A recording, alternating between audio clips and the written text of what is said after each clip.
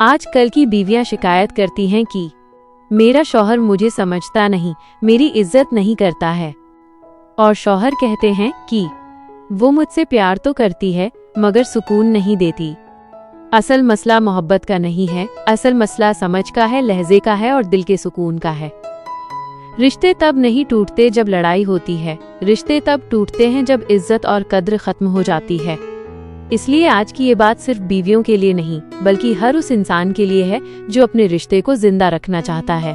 क्योंकि मियाँ बीवी का रिश्ता सिर्फ नाम का नहीं, ये एक इबादत है जिसमें सब्र भी चाहिए, लहजा भी चाहिए और दिल से निकली दुआ भी। अस्सलामु अलैकुम वरहमतुल्लाहि वबरकातुहू। आज जो बात मैं कहने जा रही हूँ वो हर उस बीवी के लिए है जो चाहती है कि उसका शौहर उसकी इज्जत करे, उसकी कद्र करे। क्योंकि सच कहूँ तो आज का ये टॉपिक बहुत अहम है, क्योंकि आज के वक्त में ज्यादातर रिश्ते मोहब्बत की कमी से नहीं, एहतराम और कद्र की कमी से टूटते हैं।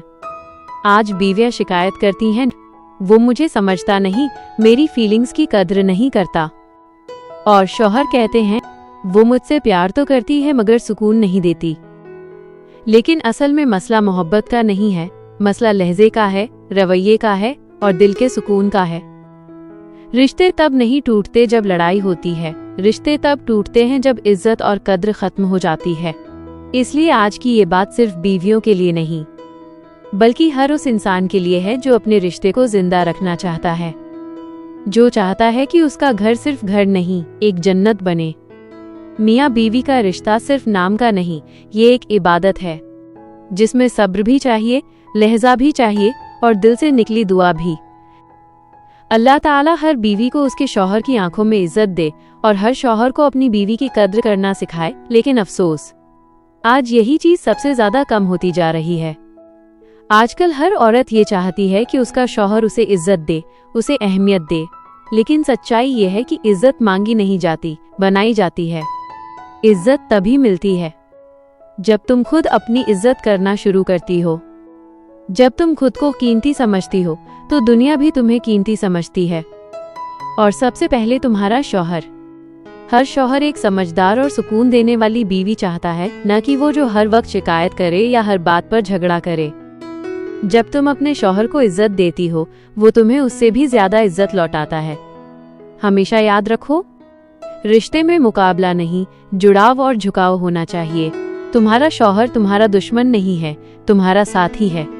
अगर वो गुस्सा करता है तो पहले समझो फिर सुलझाओ। हर बात में मैं सही हूँ कहने से बेहतर है चलो बैठकर बात करते हैं कहना। बीवी अगर घर में सुकून ले आए तो शौहर दुनिया के हर तूफान से लड़ सकता है। लेकिन अगर घर के लफ्ज चुभने लगे तो शौहर अंदर से टूट जाता है। इसलिए कभी उसकी कमजोरी सबके सामने मत बताना, कभी उसकी इज्जत किसी के सामने मत तोड़ना। तुम्हारा शौहर तुम्हारी इज्जत का लिबास है और तुम उसकी दुआओं का सुकून हो।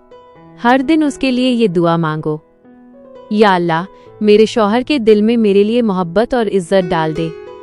क्योंकि जहाँ दुआ होती है वहाँ मोहब्बत बढ़ जाती है। रिश्ता तब मजबूत होता है जब दोनों एक दूसरे के लिए खुद को बदलने की कोशिश करते हैं। जब तुम समझदारी और खलूस और सच्चाई से बात करती हो तो शौहर भी अपने आप बदलने लगता है।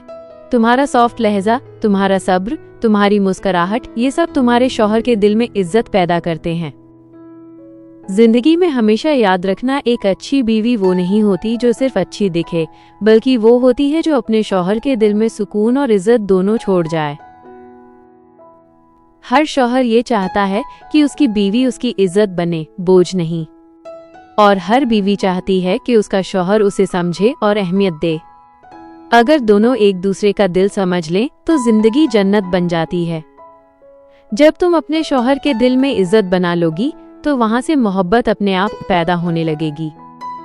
अल्लाह ताला हर मियाँ बीवी को हिदायत दे कि वो एक दूसरे को सिर्फ पसंद न करें बल्कि कद्र करना भी सीखें।